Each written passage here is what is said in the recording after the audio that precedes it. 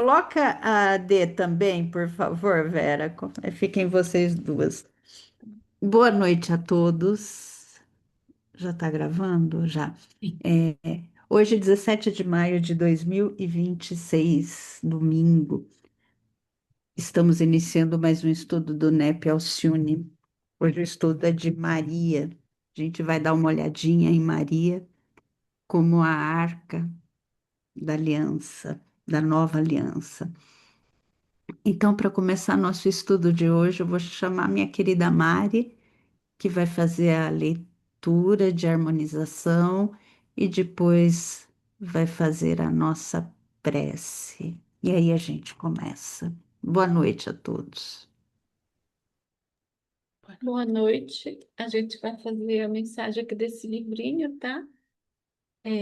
Vida Feliz, de Joana de Ângelo, psicografado por Divaldo Franco.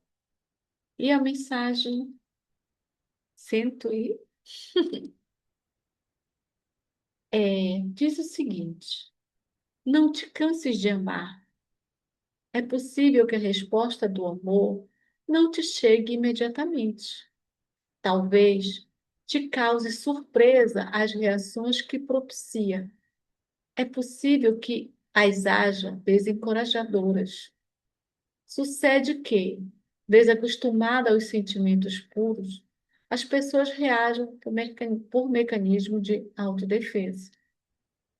Insistindo, porém, conseguirás demonstrar a excelência desse sentimento sem limite e memetizarás aquele a quem amas, recebendo de volta a bênção de que se reveste.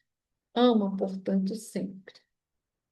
Diante dessa mensagem que Joanas nos conclama a exercitar o sentimento de amor, independente de termos retribuição daquele que amamos.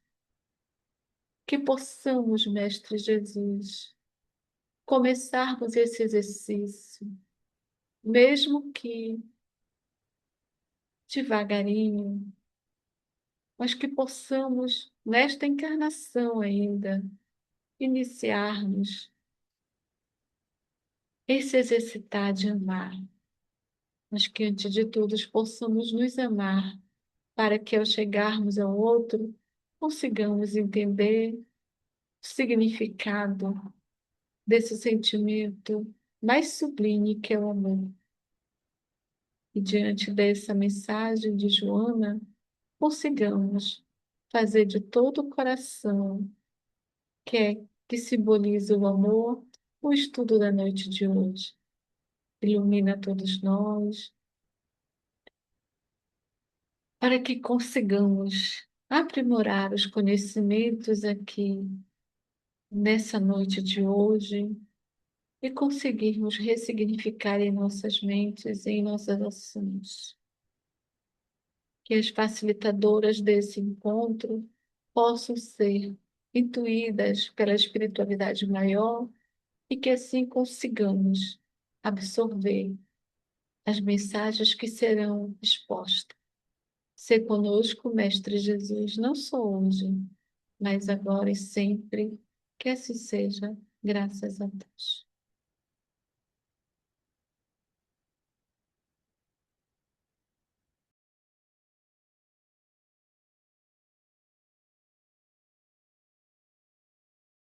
O microfone está fechado, Silvia.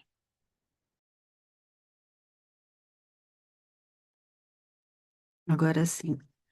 É, eu não estou vendo vocês, que eu minimizei.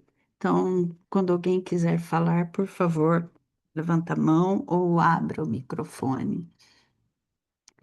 Então, para a gente começar a compreender a profundidade espiritual e simbólica desse relato de Lucas, que Lucas registra em nosso Evangelho, a gente precisa entender a história que Samuel nos conta.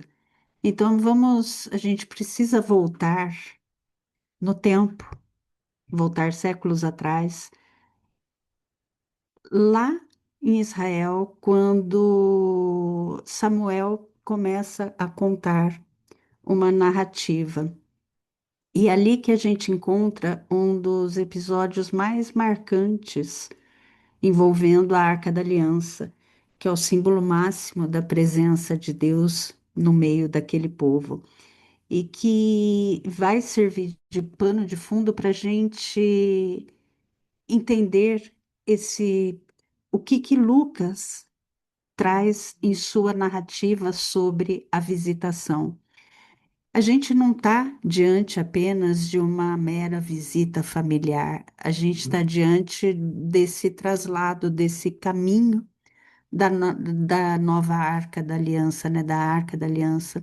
Então, o encontro de Maria e Isabel, que Lucas narra em capítulo 1, versículos de 39 a 56, ele costuma ser lido como uma delicada visita familiar, mas Lucas, ele vem escrever como um teólogo, ele usa verbos, ele usa movimentos, então cada reação, cada detalhe que Lucas nos traz foi escrito para despertar na mente daquele povo judeu do primeiro século uma memória muito específica, que é a memória da Arca da Aliança.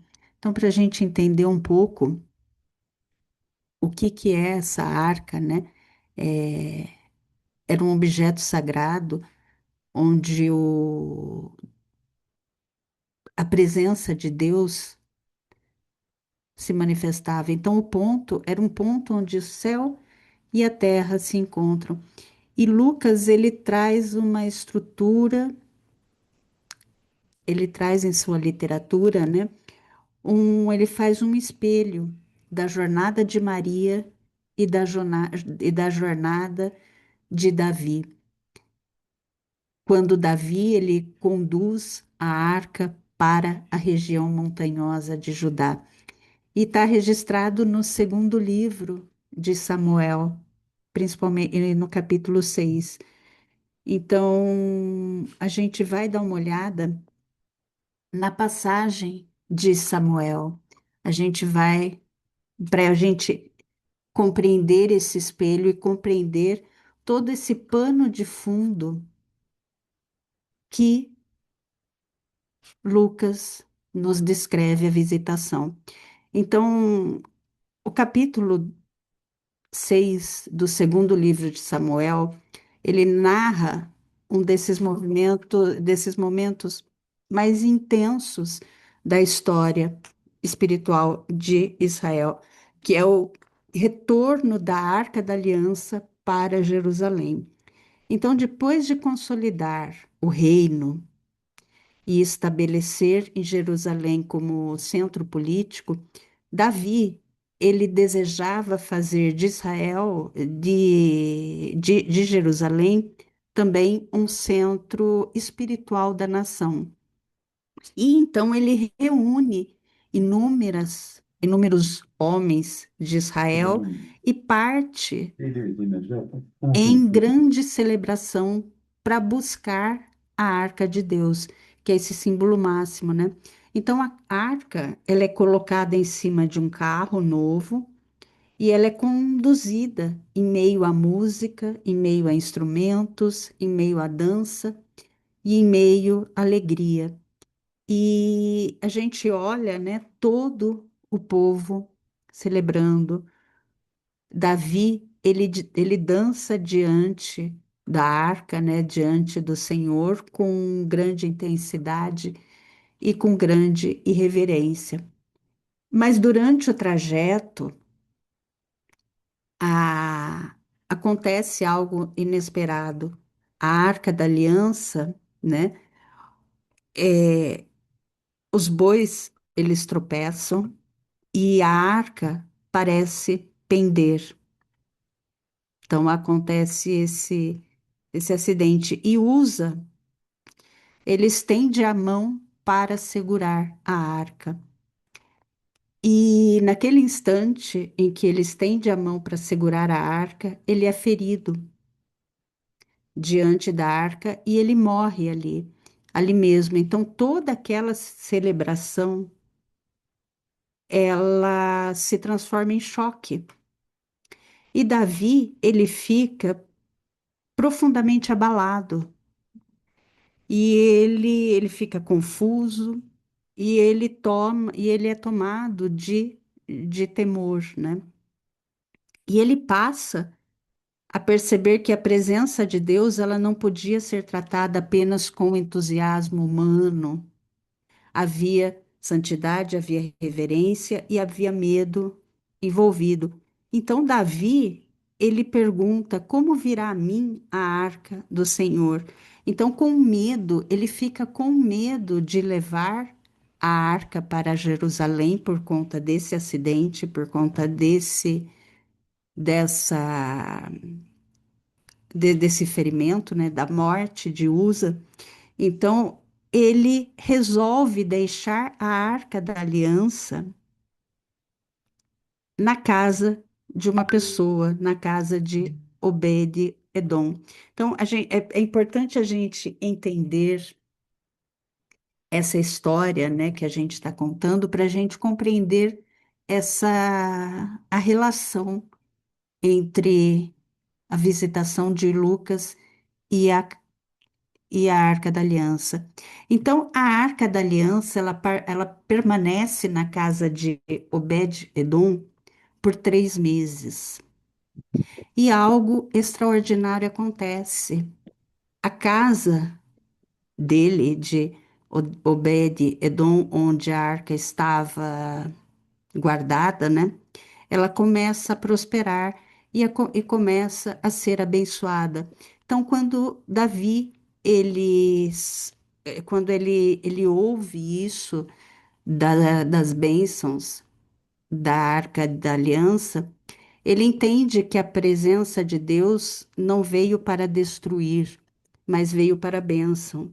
Então, ele retoma o traslado da arca. E, porém, então, desta vez, começa a mudar, né? Já não há mais a festa, a temor, a sacrifício, que era como um costume da época. Havia reverência, havia consciência e havia essa santidade. Então, Davi, ele dança diante da arca com todas as suas forças e vestido também com simplicidade, completamente entregue à alegria espiritual. E a arca finalmente ela entra em Jerusalém, entre gritos, trombetas, celebração, mas esse capítulo termina com um contraste silencioso, enquanto Davi celebra diante de Deus, Micail, Mical, que era filha de Saul, ela era casada com Davi, ela o observa pela janela e o despreza com o seu coração. Então ela despreza. Então, depois de chegar a Jerusalém, a arca é colocada na tenda, preparada, né?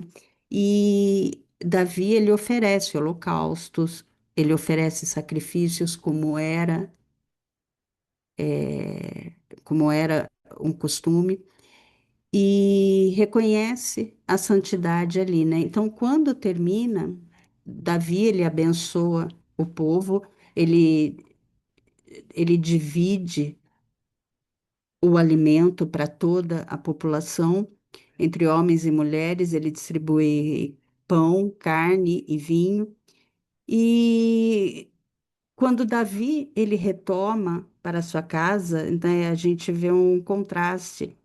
A esposa dele o critica por ele ter dançado publicamente diante do povo. Então, para ela, o rei havia se humilhado diante das demais pessoas, diante das servas, então, diante dos servos. Então, Davi, ele responde que a sua alegria não era para agradar as pessoas, mas era uma alegria diante da arca, diante do Senhor, né? E que o havia escolhido para liderar Israel. Então, há uma história entre, entre a esposa de Davi e ele que ela já não sentia mais, ela havia sido prometida a Davi, depois o pai dela a retirou de Davi, deu a outro homem, e Davi depois ele vai em busca novamente da esposa, só que a esposa ela já não sentia mais alegria de estar ao lado de Davi como antes. Então, por isso, esse coração amargo da esposa, né? Então, ela tinha essa frieza espiritual no coração dela. Então, vamos lembrar um pouco, depois vamos guardar essa história, né? E vamos olhar agora para a história que Lucas nos traz, né? Em Lucas, Maria, Lucas, ele inicia o relato da visitação narrando que Maria, ela sobe a região montanhosa da Judéia, onde ela vai ao encontro de Isabel. Então, Maria teria saído da Galileia, da pequena Nazaré, rumo ao sul da Judéia. Então, dependendo da rota utilizada, a viagem poderia ter entre 120 e 150 quilômetros. Então, Maria provavelmente ela caminhou durante vários dias, ela enfrentou poeira, ela enfrentou calor, pedras, desníveis, noites frias, estradas inseguras. E Lucas nos traz algo impressionante, né? Que Maria, ela foi apressadamente, ou seja, a gente vê, né, que essa nova arca, Maria que carregava em seu ventre Jesus, e ela como sendo essa nova arca, ela não permanece parada, né? Lucas, ele traz esse movimento. E quando a gente olha para o Evangelho de Lucas, quando ele fala sobre a graça, né, sobre Deus, a arca está sempre em movimento. Então, quando Elizabeth, ouve a saudação de Maria, Lucas diz que o menino saltou do ventre, né? E cheia do Espírito Santo, exclamou em voz alta: Bendita és tu entre as mulheres, e bendito é o fruto do teu ventre. Como me é dado que venha a mim a mãe do meu Senhor? Pois quando a voz da tua saudação chegou aos meus ouvidos, o menino saltou de alegria em meu ventre. Bem-aventurada aquela que acreditou, porque serão cumpridas as palavras que lhe foram ditas da parte do Senhor. Então, aqui eu trouxe fotos do possível destino do caminho que Maria fez até a casa da sua prima Elizabeth, né, Alcarim. Então, esse é o provável destino. Então, a tradição cristã, ela identifica a casa de Isabel e Zacarias como a vila de Alcaram. Como uma pequena aldeia montanhosa a poucos quilômetros de Jerusalém. Então, até hoje, esse local ele preserva ruas estreitas de pedras, encostas montanhosas, oliveiras, um silêncio contemplativo, pequenas nascentes de água. Então, é nesse ambiente, né, que a gente observa a força dessa cena, né? Uma jovem grávida subindo as montanhas, carregando, né, no seu ventre aquilo que Israel guardou durante os séculos. Então, agora a gente vai olhar um pouco a construção de Lucas. Então, Lucas, ele constrói toda essa cena da visitação de Maria, não apenas como uma visita familiar, ele vem descrever a narrativa utilizando ecos, utilizando imagens e uma estrutura que remete diretamente à história de que Samuel nos traz em seu segundo livro. Então, a história de Samuel, né, a história de Davi transportando a arca. Então, a gente encontra um espelhamento milimétrico que Lucas traz. E então é isso que a gente agora vai olhar. Só que antes da gente olhar para esse espelho que há entre Lucas e Samuel, contando a história de Davi, né, a história da arca chegando a Jerusalém, a gente precisa entender um pouco o que que é a arca, né? É, a arca, então, da aliança, ela significava para aquele povo judeu do primeiro século como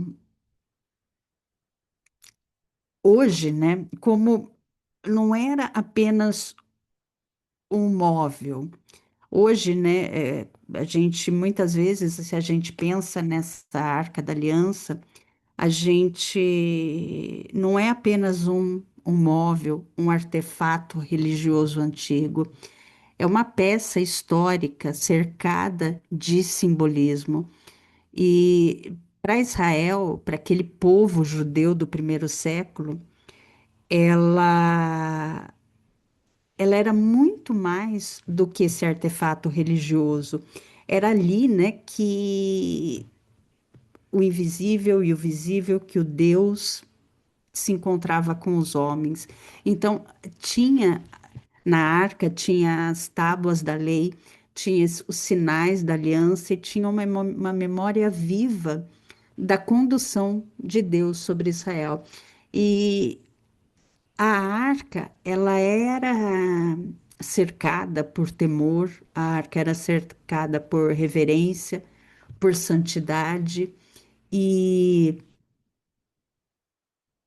a gente olha, né, os querubins em cima da tampa, eles simbolizavam o trono celestial de Deus.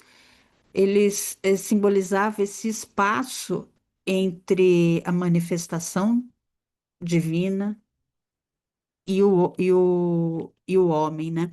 Então, quando o texto bíblico, quando é falado da Arca da Aliança se movendo, Israel entendia que não era apenas um móvel sendo transportado, era a própria presença de Deus que se encontrava ali caminhando no meio do povo. Então, eles acreditavam que Deus estava caminhando entre eles através da arca. Então, é exatamente aqui que Lucas ele começa a construir a sua teologia. Quando ele narra que Maria subindo a montanha, subindo as montanhas da Judéia, carregando o Cristo em seu ventre, ele vem despertar na memória daquele povo judeu do primeiro século essa imagem da antiga arca subindo também as montanhas de Judá. E a visitação, quando a gente começa a olhar desse ponto, a visitação ela deixa de ser apenas esse encontro das duas mulheres grávidas. ele passa a revelar esse deslocamento da própria presença de Deus na nossa história. Então, por isso, a arca não era apenas madeira revestida de ouro, ela concentrava todo esse campo espiritual, esse campo simbólico. Então, a arca representava proteção, representava aliança, a presença de Deus representava o juízo, a arca da aliança representava essa identidade coletiva e trazia a própria proximidade com Deus. Então, quando a gente observa, né, essa narrativa que Lucas traz, a gente começa a ver que ele não escreve de forma aleatória, ele constrói cuidadosamente esse relato da visitação, utilizando estruturas, movimentos e expressões que é narrado em Samuel. E Lucas sabe exatamente o que ele está fazendo, porque para um leitor judeu familiarizado com as escrituras, os paralelos seriam praticamente impossíveis de ignorar. Então, o que a gente vê em Lucas não é apenas uma viagem geográfica de Maria subindo a montanha. A gente faz uma releitura teológica dessa antiga caminhada da arca. Então, assim como Davi se levantou e subiu as montanhas de Judá para conduzir a arca na presença divina, Maria também se levanta e Maria sobe apressadamente a mesma região montanhosa. Então, os detalhes começam a se conversar de maneira impressionante. A gente vê a subida à Judéia, a gente vê esse movimento da presença divina, a gente vê a alegria diante da chegada, a gente vê o temor reverente, a gente vê essa exclamação diante da presença e a gente vê a permanência por 3 meses.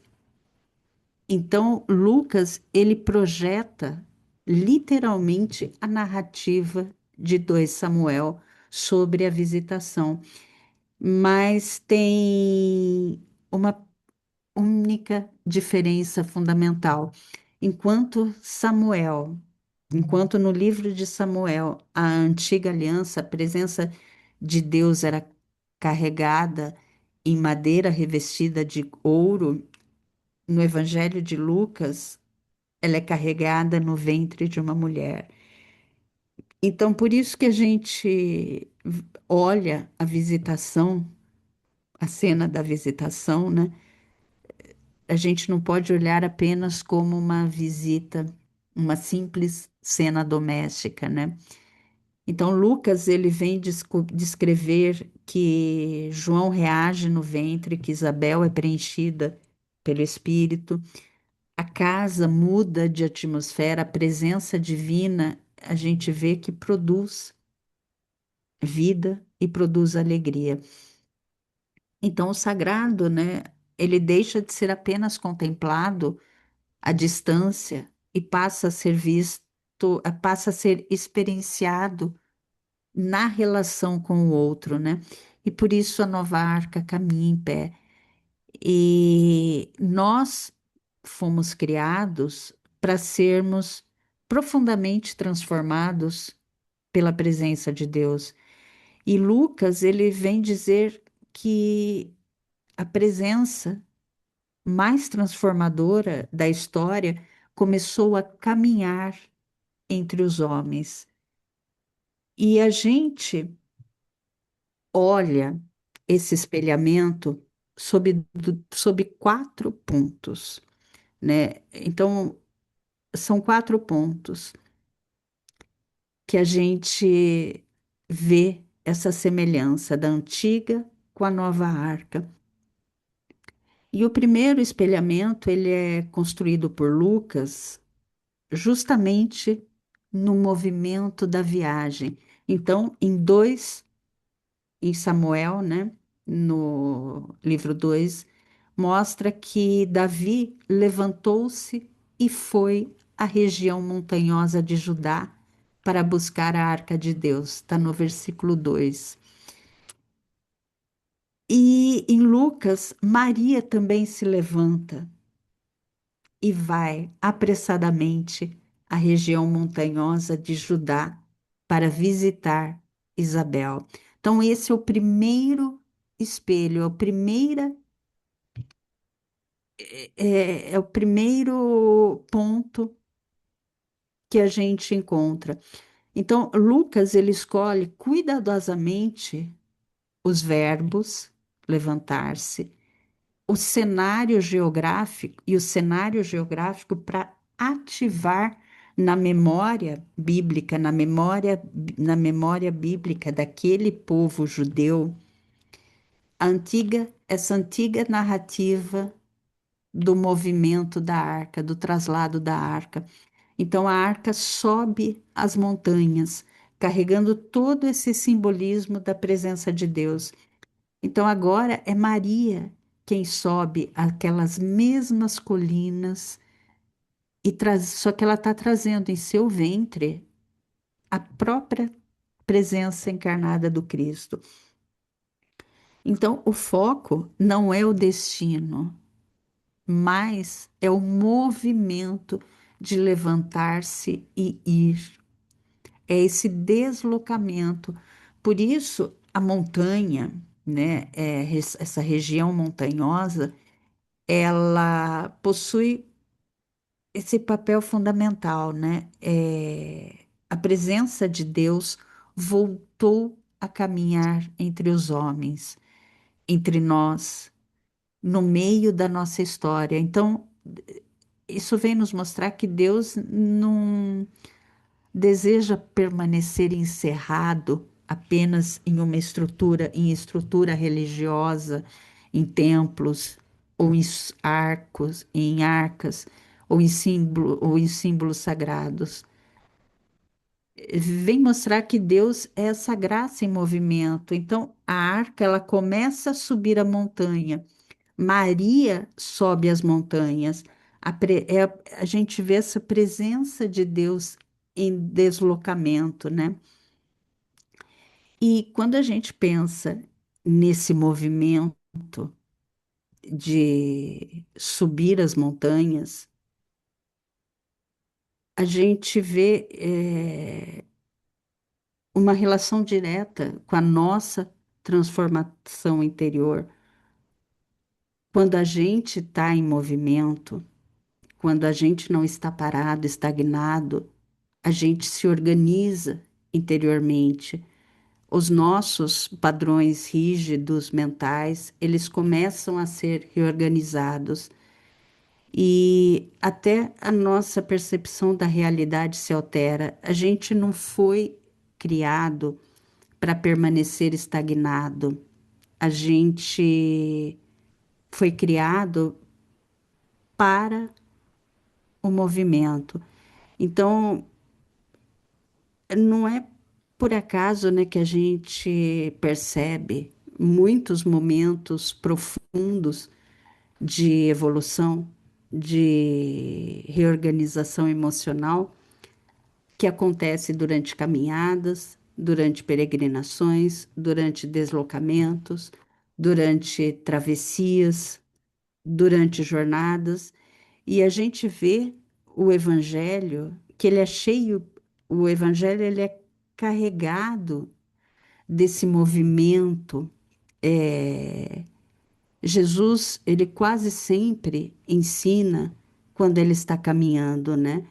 Então, há muitas revelações na estrada, informações que o Evangelho nos traz de discípulos, dos discípulos amadurecendo pelo caminho. Emaús, né? Acontece caminhando. Então, a visitação ela acontece nesse movimento de subir as montanhas. A gente não foi, novamente eu falo, criado para ficar estagnado. Nós fomos criados para ter esse movimento contínuo, para essa ascensão moral, para a nossa evolução, para a gente ter esses deslocamentos interiores. Por isso, a montanha, né, nesse primeiro paralelo, ela possui tanto simbolismo, né? Subir uma montanha exige esforço, exige foco, exige resistência, exige toda uma adaptação do nosso corpo, né? Então, espiritualmente, essa subida da montanha, ela simboliza a elevação da nossa consciência.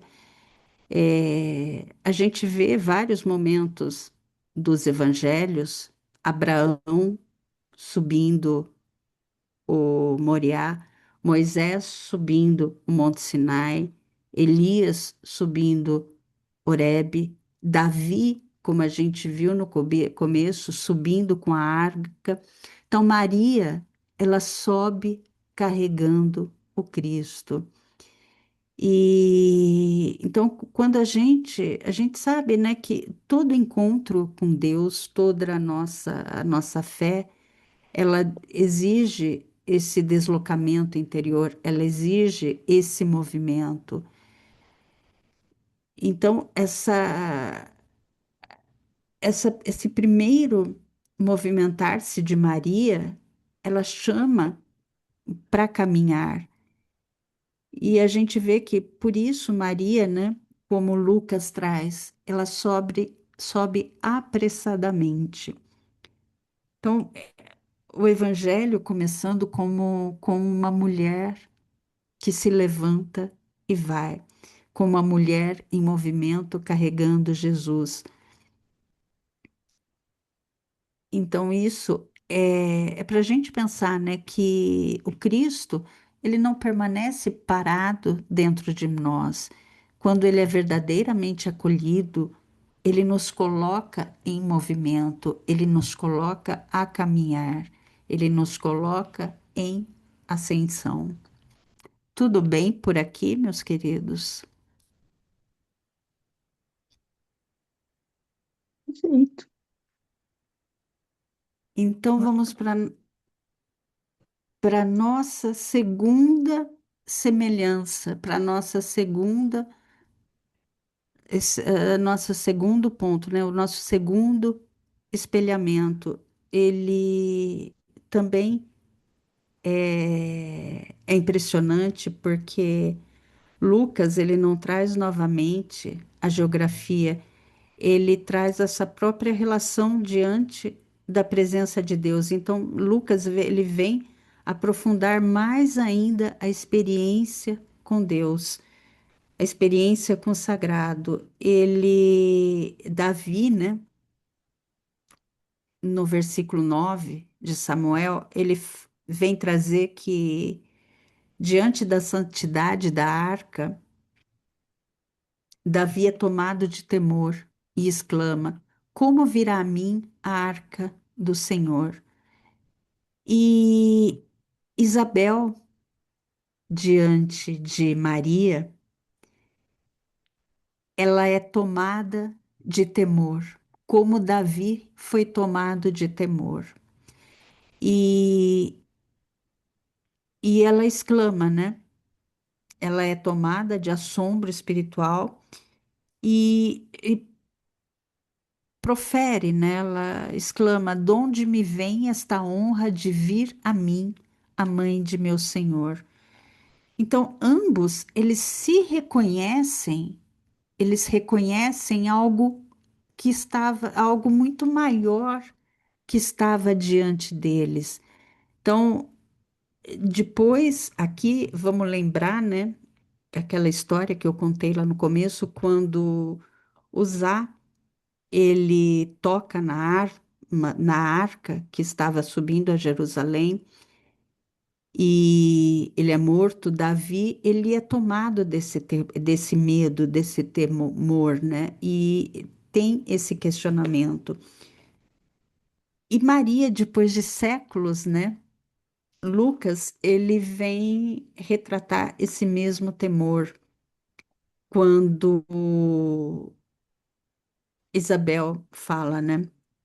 Então, Lucas, ele cria aqui um paralelismo quase matemático, né? É a mesma. Davi teme diante da arca, Isabel se assombra diante da nova arca. Então, Isabel não reage apenas à presença de Maria como uma parente, como uma visitante.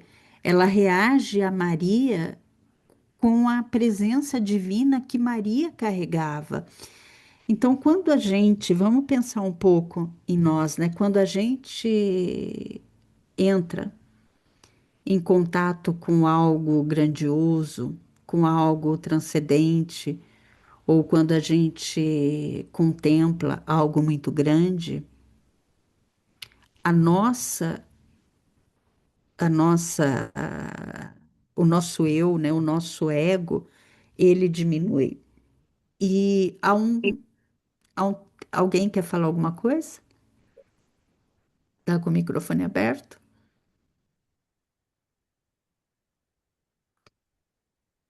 E quando o nosso ego diminui, a nossa centralidade, né, ela reduz e deixa por um instante de se perceber como centro ali. Então, a humildade aumenta, a humildade aparece, a gente entra num estado de contemplação, uma abertura emocional, né? E é quando a gente percebe que algo muito grande está diante de nós, né? Então, é exatamente isso que aconteceu com Davi e com Isabel. Eles não estavam apenas diante de pessoas ou de objetos religiosos, eles sentem a presença de Deus. E por isso, os dois perguntam: como virá a mim a arca do Senhor? Como virá a mim a honra de vir a mãe do meu Senhor? E quando Isabel fala, né, a mãe de meu senhor possui um peso muito grande, porque no contexto judaico, senhor não é apenas um título de respeito, é uma referência ligada a uma autoridade máxima messiânica, uma presença divina. Então, Lucas, quando ele constrói essa essa essa narrativa, essa mesma narrativa, ele quer dizer que aquela antiga arca que carregava a presença de Deus, agora Maria carrega o próprio Messias, o próprio Senhor. Então, Davi reconheceu a sua pequenez diante da arca. Isabel reconhece em humildade, em reverência, a grandeza espiritual daquele encontro. E quanto mais a gente amadurece, quanto mais a gente evolui, mais vibração e mais sensibilidade espiritual nos é tomado, né? Isabel não reage apenas racionalmente à chegada de Maria, né? Ela percebe espiritualmente aquilo que Maria carrega. Então há esse reconhecimento vibracional, né? O espírito a envolve, o Espírito Santo a envolve, seu corpo, seu campo interior responde. Então é essa consciência que percebe algo que os olhos físicos ainda não conseguem compreender plenamente. E Isabel produz humildade, né? Davi treme, Isabel se assombra. Então eles sentem a pequenez deles diante do divino. E a gente encontra o terceiro espelho de Lucas e Davi. Esse terceiro espelhamento, desculpa, mostra que Lucas não apenas reproduz palavras, mas ele traz cenários, ele reproduz a própria reação do corpo diante da presença de Deus. Então, enquanto em Samuel, no livro de Samuel, capítulo 6, versículos de 14 a 16, quando ele mostra que a arca avança em direção a Jerusalém, que Davi salta de alegria, ele se alegrava intensamente, ele dançava diante da presença da arca, né, da presença do Senhor. Então a gente vê essa reação física, o corpo resplandecendo diante do sagrado. E a gente vê séculos depois, né, Lucas trazendo essa mesma representação do corpo, né? Quando nos versículos 41 e 44, quando ao ouvir a voz de Maria, né, João Batista, ele também salta de alegria no ventre de Isabel. E a gente vê aqui essa profundidade, né? Então, diante da arca, Davi saltava de alegria e dançava. E diante da nova arca, do novo, que era Maria carregando em seu ventre, João salta no ventre materno. Ele também salta de alegria. Então a gente vê esse verbo, alegria, nesses dois, na antiga arca e na nova arca. E o verbo dessa alegria corporal que reaparece.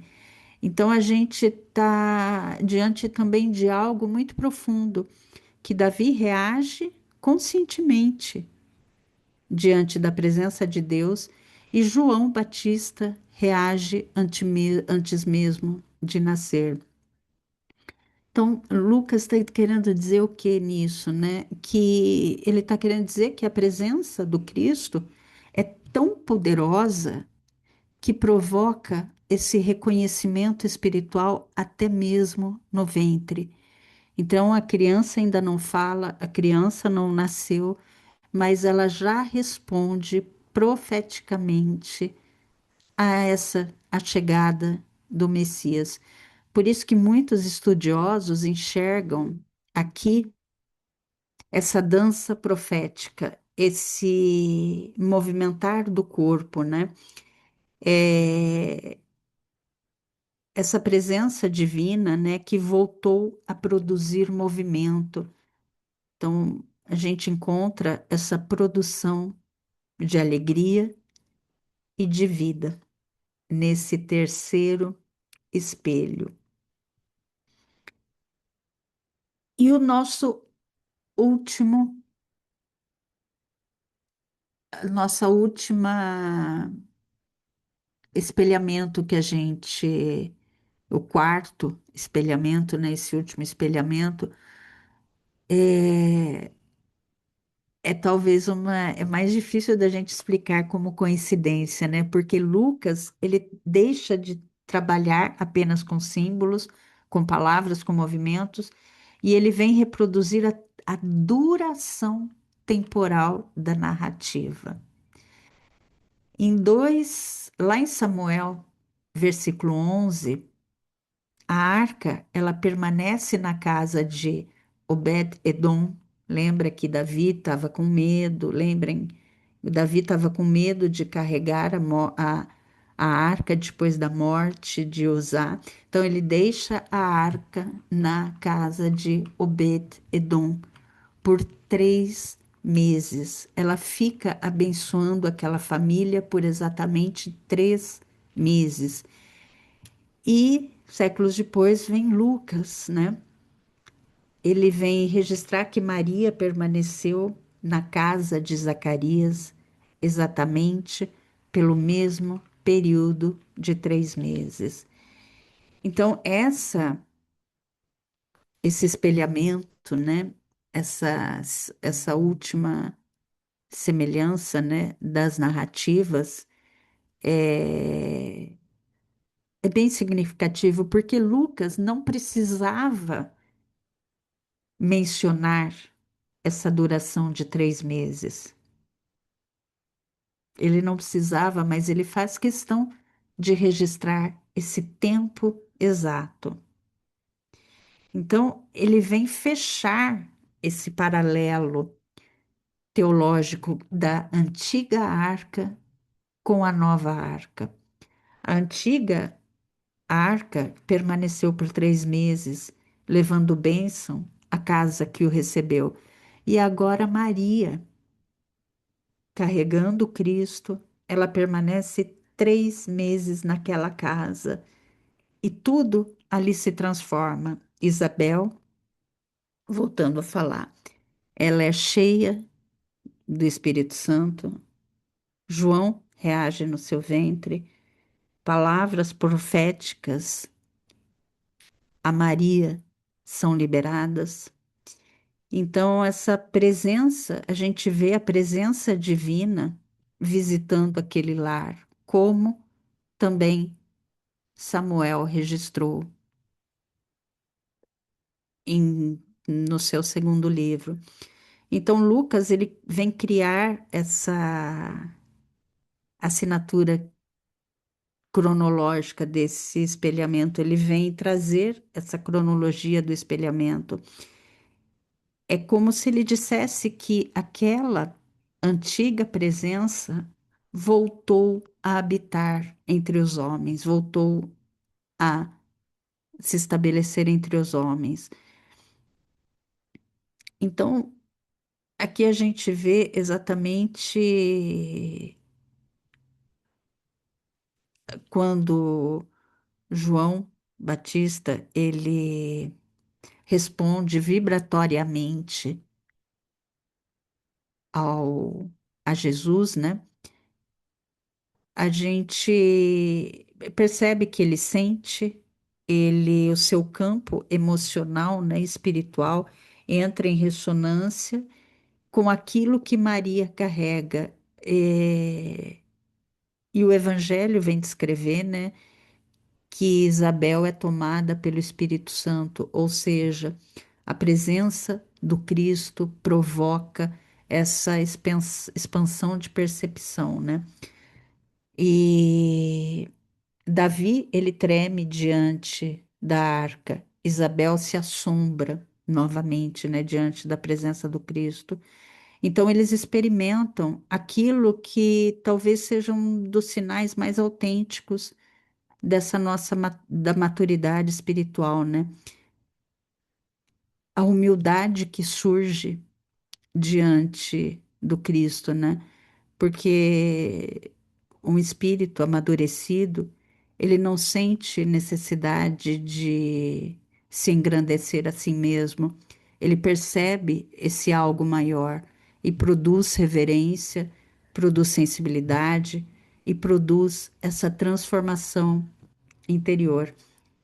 Então, e assim, quando a gente vê esses quatro espelhos que se complementam, a subida às montanhas, o reconhecimento reverente, essa relação de alegria diante do sagrado, diante de Deus, e a gente vê essa permanência de 3 meses. Quando a gente vê esses, esses quatro espelhos, a gente começa a compreender que a visitação, né, que essa passagem da visitação Não é apenas uma visita de duas mulheres grávidas, de duas primas, é a chegada da nova Arca da Aliança, né? Então tem todo esse simbolismo. Alguém quer comentar alguma coisa?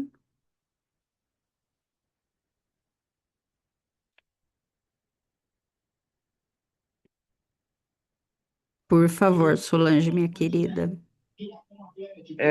Eu estava pensando aqui exatamente nisso, né? Não deixa de ser uma anunciação. É quando, além do anjo ter anunciado a José, a Maria, quando ela está com Isabel, é uma anunciação. E João Batista, que também era um espírito muito especial, que já conhecia Jesus, faz esse reconhecimento imediato.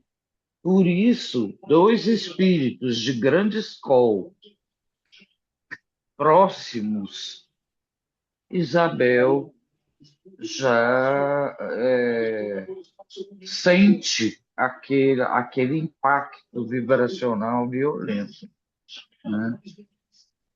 É o que eu falava, que Maria nunca foi uma mulher comum do povo. Ela sempre foi uma mulher de altíssima escola, um espírito de altíssima escola, para poder suportar essa gravidez até o final.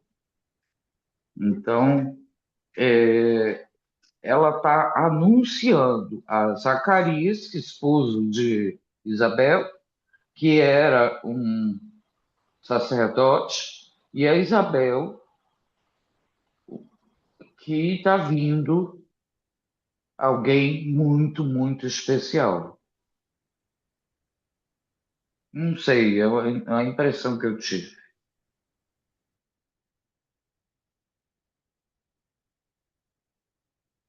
Sim, não deixa, é uma anunciação também, né? É uma verdadeira anunciação. E quando a gente começa a olhar por esse ponto, né, de algo sendo anunciado, que João Batista, ele, ele se expressa, né? A gente olha para esse movimento da arca exatamente com o que ela carrega dentro de si, né? É, vamos olhar um pouco para a tradição de Israel, né? A antiga arca, ela guardava em si três elementos: as tábuas da lei, o vaso do maná e a vara sacerdotal de Arão que floresceu. E cada um desses símbolos, eles representavam aspectos centrais na relação de Deus com o povo, né? A palavra divina, o pão vindo do céu e o sacerdócio escolhido por Deus. E quando a gente olha, né, Maria carregando, né, em seu útero aquilo que essa antiga arca simbolizava, que a antiga arca, ela continha a lei, Maria carregava o verbo divino, né? Maria carregava em si o verbo. Então, essa antiga arca que continha o maná do E, deserto, e uma renovação do povo, a né? renovação do a que vara, a vara mostraria. exatamente, a vara mostraria o pão do deserto, né? O pão, Maria carrega o verdadeiro pão descido do céu, né? O pão é o maná, né?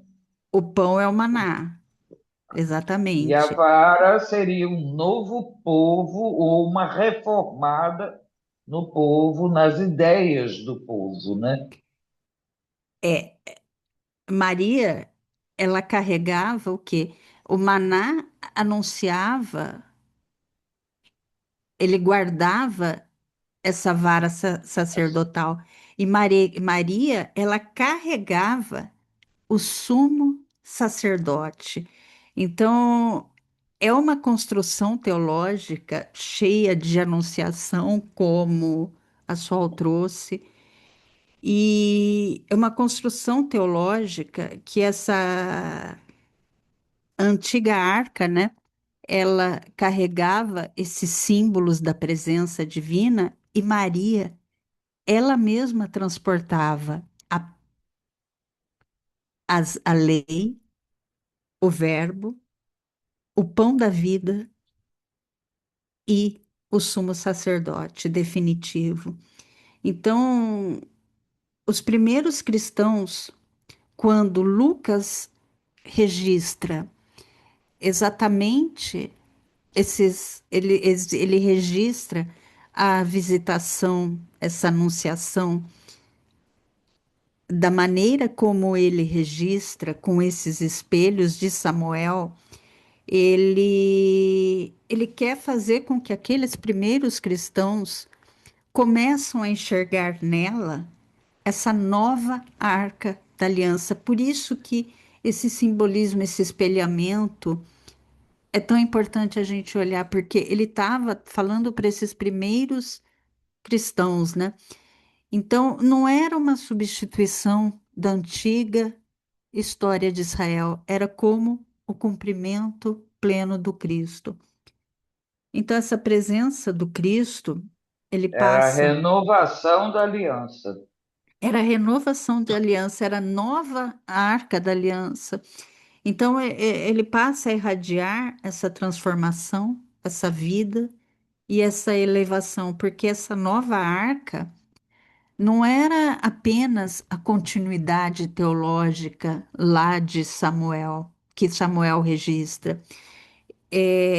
Essa nova arca vem representar essa mudança na própria experiência com o sagrado, que antes Deus era contemplado externamente pela arca, e agora ele passa a ser interiormente vivenciado em relação com o outro, em relação com a presença e em relação com essa transformação da Ele consciência deixa de estar dentro da arca para começar a estar dentro das pessoas. dentro das pessoas. É exatamente isso. Ele sai do móvel, ele sai desse móvel de madeira para habitar entre as pessoas. E esse movimento de Maria subindo é exatamente esse movimento de Deus novamente entre as pessoas, que deixa de estar restrito a um,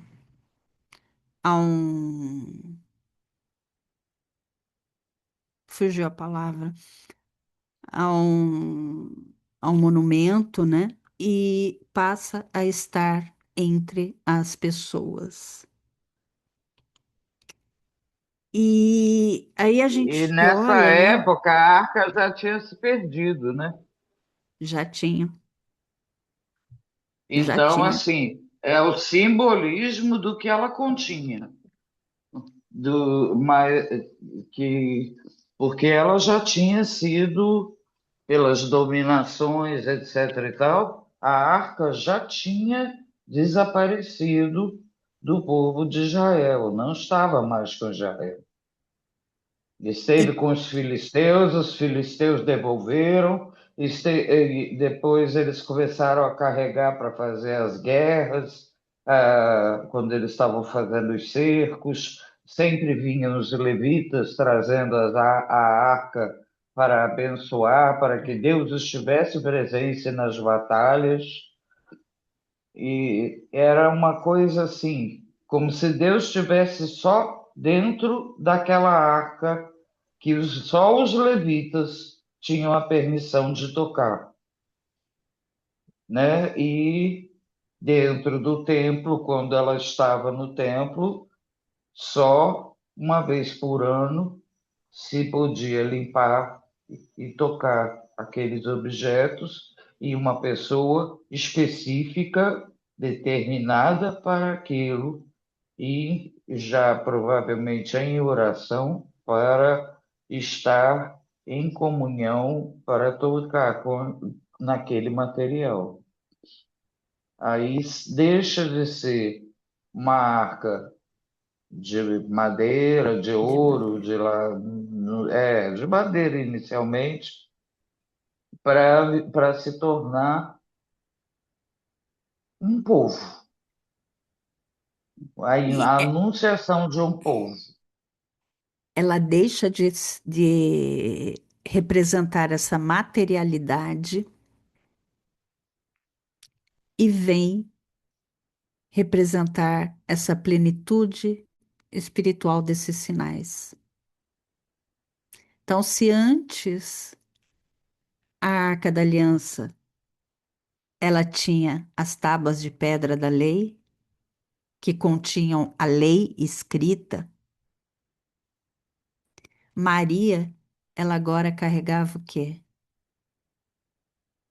O próprio Verbo, a palavra de Deus encarnada, o maná colhido no deserto. O maná Por, sustentou Israel no deserto por muito tempo. por muito tempo. Mas e agora é Jesus. É apresentado ele como verdadeiro pão, vivo, descido dos céus. É aquele que vem alimentar a vida eterna.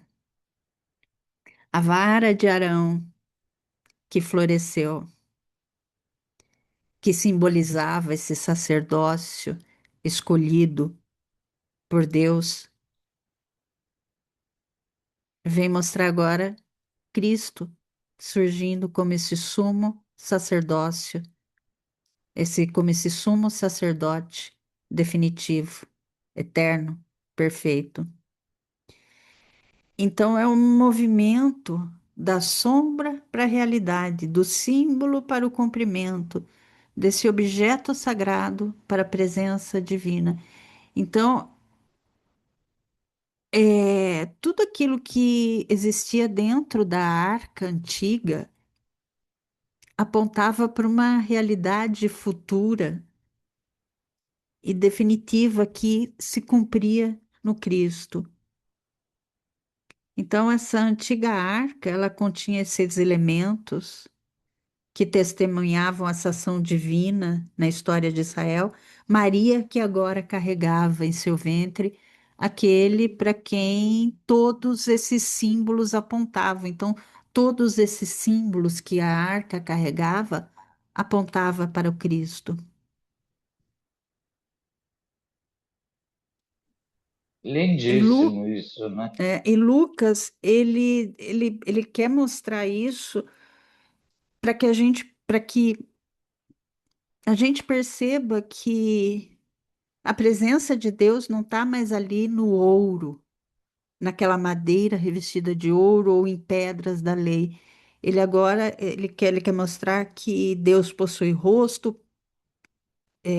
que agora, né, não Deus, que essa presença divina agora vai possuir um rosto, uma voz, um corpo e que está habitando no meio de todos nós. Então é E esse que movimento volta para ensinar, que assim como volta. Arão ensinou ao seu povo.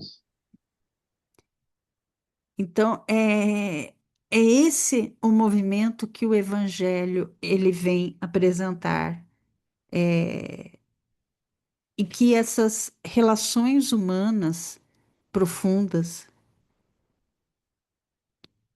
que são as relações que possuem esse enorme poder de transformação que carregam, não é a presença de uma arca, não é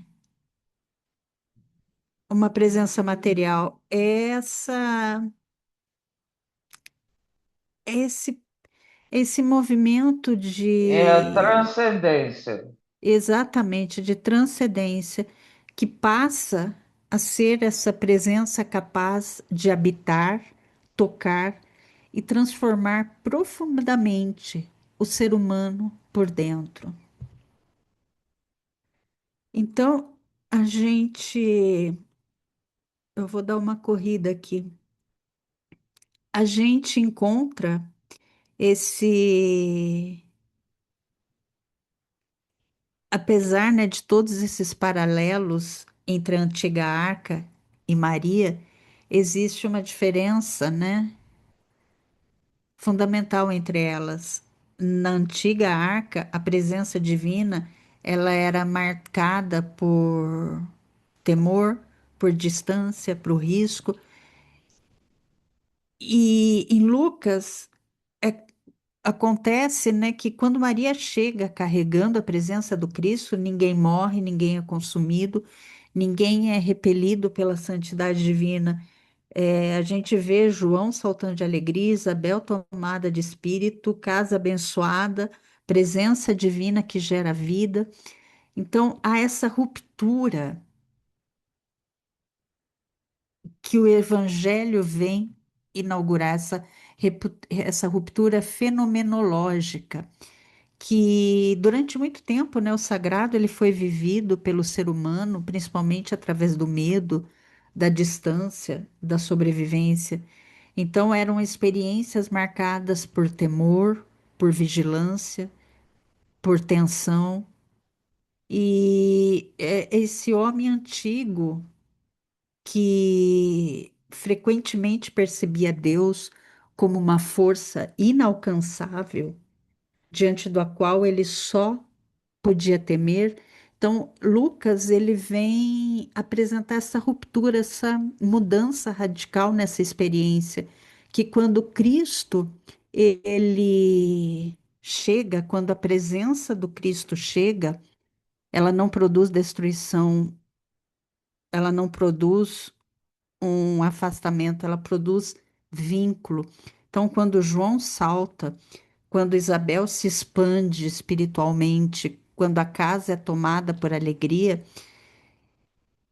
a gente vê esse movimento de abertura, esse acolhimento que gera confiança, essa presença amorosa que vem reorganizar todo o interior humano e produzir mudança.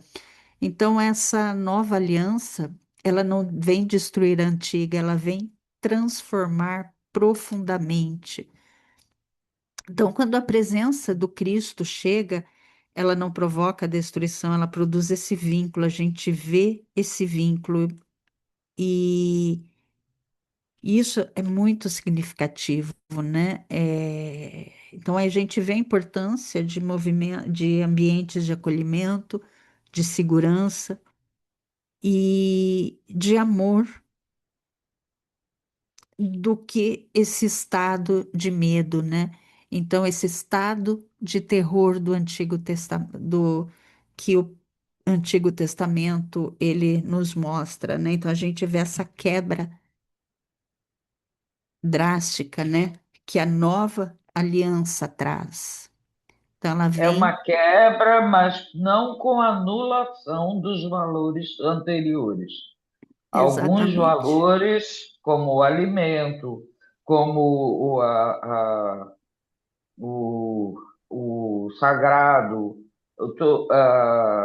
todas as leis de Deus, elas continuam existindo, só que não mais em pedra, em vara ou dentro de um vaso de ouro, entendeu?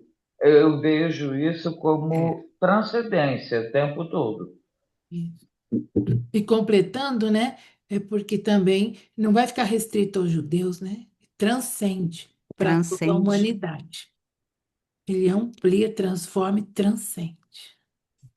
É uma Por revelação, isso, por isso Paulo era o vaso escolhido, para levar a todos os que não eram judeus, aos gentios, né?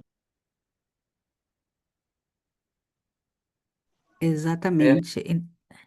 Então, Lucas, ele vem revelar essa mudança radical, né? Dessa arca da morte que gerava pavor para essa arca da vida. Então, a presença de Deus não vem apenas para manifestar uma majestade transcendental, né? Ela vem para habitar, para curar, para aproximar e para salvar. Então, é uma ruptura, né? É uma mudança. E a antiga arca, enquanto a antiga arca protegia, né, essa santidade divina, e agora o Cristo ele vem com a sua santidade e ele começa a restaurar o próprio homem, né? Então, quando Maria chega, ela não fulmina quem se aproxima, ela irradia, né? E a gente vê esse choque de magnetismo espiritual, né? Essa capacidade que a presença de Deus possui de transformar ambientes. Então, a visitação não foi uma visita íntima, ela foi um encontro de altíssima hierarquia espiritual, como a Solange falou ali, né? Dois mundos que parecem se tocar naquele instante, né? João, o precursor, e Jesus, o Messias que ainda estava oculto, né, no ventre de Maria. Então, na tradição, né, a presença divina, ela nunca é neutra, ela provoca essa reação. Então, diante da arca antiga, né, da vidança, o povo celebra, os homens tremem. E agora, diante dessa nova arca, João salta, Isabel profetiza, e o espírito se manifesta. Então a gente vê esses estados emocionais, esses vínculos afetivos e que produzem, né, o corpo reage, o cérebro responde, o ambiente muda e a transformação ela ocorre. Então é esse campo espiritual e vibratório, quanto maior elevado o espírito, maior a capacidade que ele tem de influenciar, de harmonizar e despertar outras consciências ao redor, né? Por isso que João reage ao seu ventre. E para gente encerrando, né, ao longo de toda essa narrativa da visitação, da anunciação, como a Sol trouxe, Lucas constrói muito mais do que essa cena familiar. Ele desenvolve essa arquitetura teológica nessa essa engenharia textual dos paralelos de verbos, de reações diante do sagrado e até dessa cronologia dos acontecimentos, né? Então, Lucas vem revelar que Maria surge como essa nova aliança, aquela que agora carrega não símbolos, mas o próprio Cristo vivo. Então, esse traslado da nova arca prova que Deus ele subverteu a distância. Ele a nova arca, né, ela aproxima Deus da experiência humana. Então, Lucas, ele prefere, não, desculpa, ele vem para revelar que a maior transformação espiritual não acontece apenas diante de símbolo sagrado, mas diante da presença divina que é capaz de habitar, tocar e restaurar o ser humano por dentro. Então, a gente vê exatamente que Lucas deseja tocar o nosso coração, né? Que essa antiga arca, ela precisava ser carregada por homens, era conduzida entre ouro, entre temor, entre cerimônia, entre distância. Mas essa nova arca agora, ela sobe as montanhas da Judéia para caminhando, né, com os próprios pés. Maria, ela carrega a nova arca com os próprios pés, né? Então, ela simplesmente vai. Ela vai apressadamente, ela vai servindo, ela vai ao encontro de outra mulher, ela vai cuidar, ela vai auxiliar, permanecer e amar. E a gente encontra aqui uma das maiores revoluções do Evangelho, né? O Deus que antes habitava através, ele vem e que fez esse bebê saltar de alegria, ele agora ele repousa silenciosamente no ventre de uma jovem humilde da Galileia, né? Então essa nova arca caminha a pé, porque Deus ele decidiu aproximar-se da humanidade, né, sem esmagá-la. Então, a gente olha isso, a gente vê um cuidado, essa presença, essa ternura, esse serviço de Maria e o verdadeiro Deus, né, o verdadeiro sagrado, ele não se revela na majestade. Então, é isso que vem mostrar, mas nesse amor que se aproxima. Então, Maria sobe a montanha a pé, não para ser servida, mas para levar a casa e amparar a gestante. Então, o- vem mostrar Deus que se manifesta no serviço,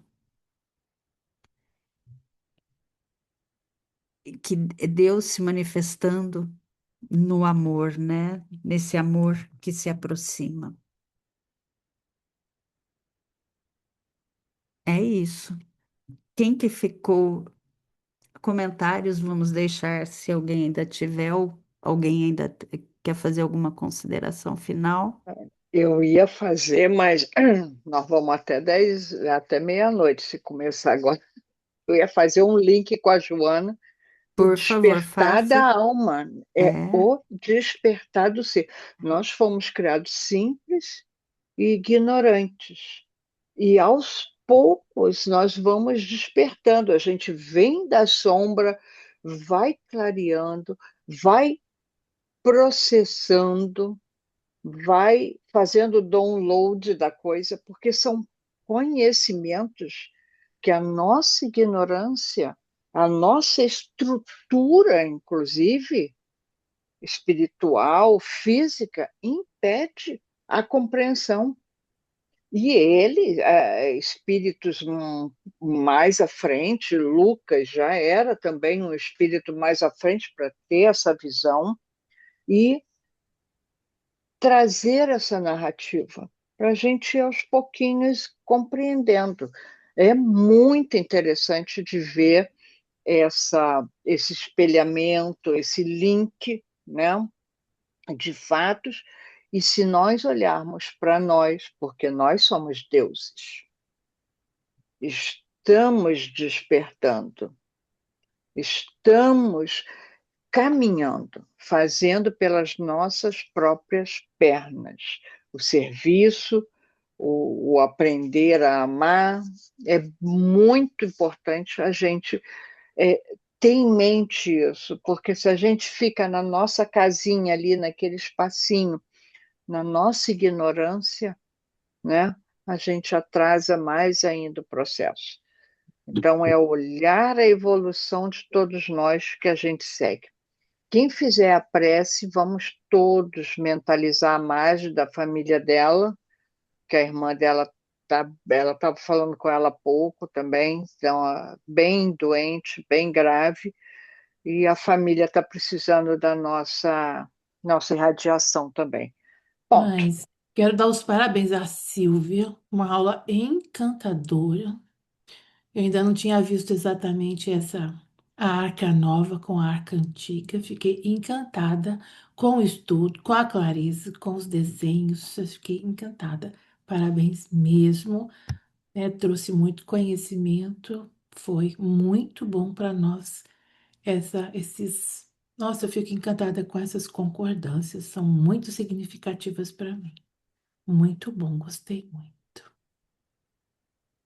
Eu vou colocar no grupo esse PDF, vou colocar do estudo É, anterior também, é interessante. que vale a pena a gente ler, né? Eu não sei se vocês leram 2 Samuel, que eu coloquei como Hum. referência, e tentar entender um pouquinho mais, né? Que é realmente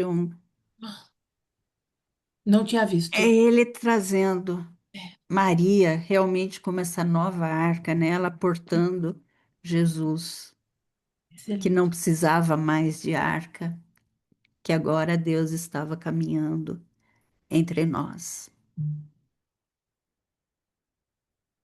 Meus queridos, vamos deixar comentários. Então, quem tiver comentário, quem tiver dúvidas, a gente estuda aqui. Nós não somos, então nós somos aprendizes. Então, quem tiver dúvida, coloca no grupo. A gente tenta pesquisar. Ou quem tiver alguma, Silvia, mas a quiser- aula foi tão transcendente que é difícil ter dúvida, entendeu? Ficou muito claro, eu acho.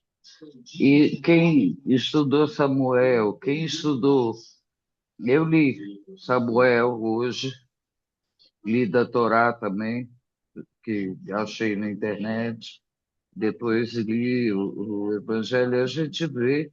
Aí depois, quando você fez a amarração, nossa, ficou assim, lindo. Parecia luz, assim, transbordando o tempo todo. e depois deem uma olhadinha, né? Que eu não li toda a história, né? Como estava, como a inteligência artificial fez em forma de contando a história, né? E depois que eu passar o PDF, eu passo amanhã e vocês deem uma lida resumidamente, né? Na arte da Uma história história. contada. Ficou quase Ficou uma história em excelente. quadrinhos. É uma história em quadrinhos que Ficou eu falei linda. assim, a gente Gente, precisa ficou entender, linda. eu sou bem visual, né? Então, É, então vale a sim. pena dar uma olhada direitinho na história contada e tentar fazer esses paralelos, esses espelhos mentais. Meus queridos, quem que ficou de fazer a prece? A prece? Solange, né? Sol, minha Quem querida. mais fala, né? Por Quem favor, mais minha fala? querida. Só um minutinho, deixa eu sair do barulho aqui.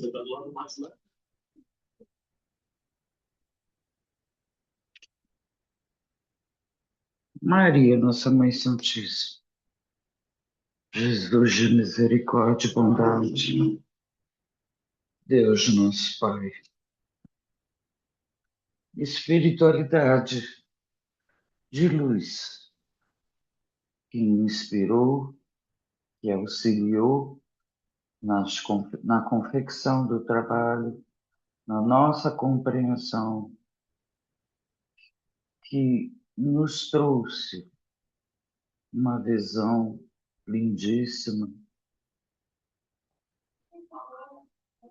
Gratidão, muita gratidão a Silvia, a todos que participaram, a todos que compreenderam, e auxilia, Senhor, aos enfermos graves,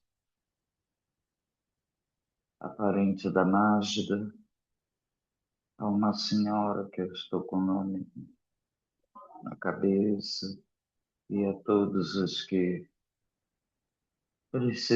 precisam de luz, de paz, de calma, de amor, para continuar nessa caminhada com muita saúde, plenitude espiritual, sobretudo, para que se possam suportar as provas de cada dia. Gratidão, Pai, por tudo, por tudo que aconteceu, por essa aula divina. Gratidão aos seus trabalhadores que auxiliaram a Sílvia. E pedimos, então, a permissão para abençoar os nossos lares até o próximo estudo e encerrar o estudo da noite. Que assim seja. Graças a Deus. Que assim seja. Boa noite, pessoal. Boa noite, turma.